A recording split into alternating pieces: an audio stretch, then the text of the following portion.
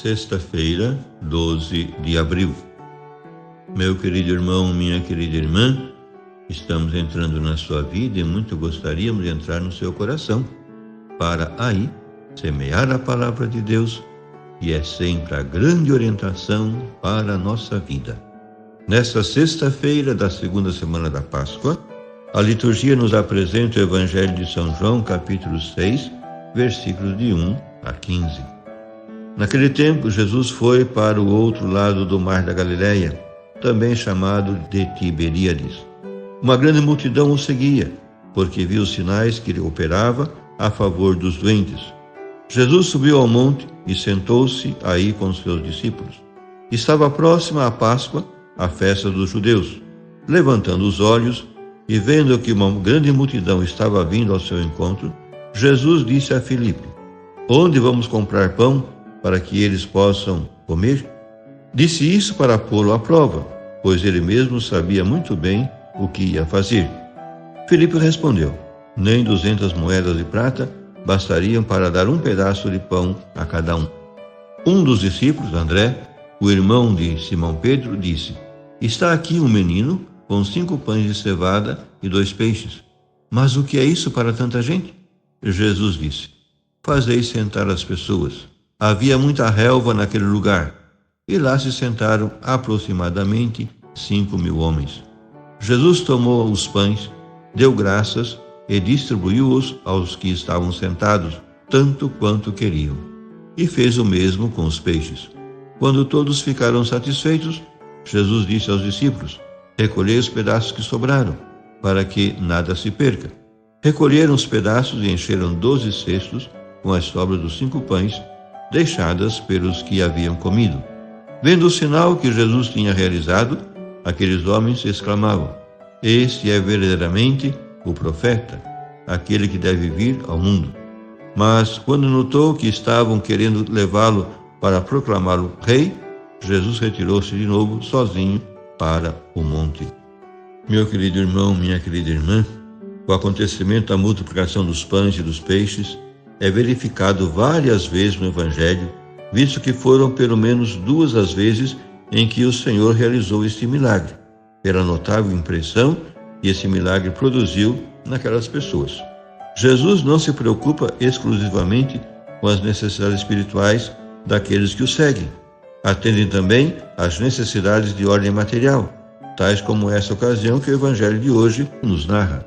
Jesus levantou os olhos sobre aquela grande multidão que vinha ter com ele, e logo percebeu que eram pessoas carentes, e nesse mesmo momento resolveu realizar um maravilhoso milagre, a fim de suprir aquela necessidade e dar-lhes de comer. E assim multiplica milagrosamente aqueles poucos pães e aqueles poucos peixinhos que o menino levava consigo. Jesus quer provar o apóstolo Filipe e, por isso, para prová-lo, perguntou-lhe: "Onde compraremos pão para que todos estes tenham o que comer?" Deus, às vezes, nos coloca em circunstâncias de provação. A tentação tem duplo sentido: incitação ao pecado, e nesse caso, o diabo tenta, induzindo-nos sempre ao mal. Porém, a tentação tem também o sentido de provação ou purificação, e nesse caso, Deus permite que sejamos tentados para que lhe possamos demonstrar que o amamos de verdade. Os que comeram o pão milagroso que Jesus lhes ofereceu reconheceram-no como Messias e quiseram proclamá-lo rei. Mas Jesus Cristo não quis receber a homenagem da multidão agradecida e assim retirou-se sozinho para o monte a fim de orar. No desempenho do nosso apostolado, Deus permitirá às vezes que nossas palavras sejam bem recebidas e ainda que nossa própria pessoa seja aceita como enviada de Deus. O elogio agrada-nos, cremos nele e aceitamo-lo com facilidade. Apesar de nossa retidão de intenção e do nosso desejo de buscar exclusivamente a glória de Deus, sentimos satisfação quando nos vemos aceitos e elogiados, quando aqueles que nos rodeiam fazem-nos sentir sua gratidão. E isso é um perigo para nós, pois facilmente podem surgir em nosso interior sentimentos de vaidade, quando não de verdadeiro orgulho. Não percamos de vista nem um só instante que tudo de bom que existe em nós ou que por nós se realiza é devido a Deus, a ação de Deus em nós, e nós não temos o direito de apropriar-nos disso. Por fim, rezemos. Ó Deus, esperança e luz dos que vos procuram com sinceridade, humildemente vos suplicamos, concedei aos nossos corações dirigir-vos uma fervorosa oração e sempre participar do cântico de louvor em vossa honra. Por nosso Senhor Jesus Cristo, vosso Filho, que é Deus, e convosco vive e reina na unidade do Espírito Santo, por todos os séculos dos séculos. Amém.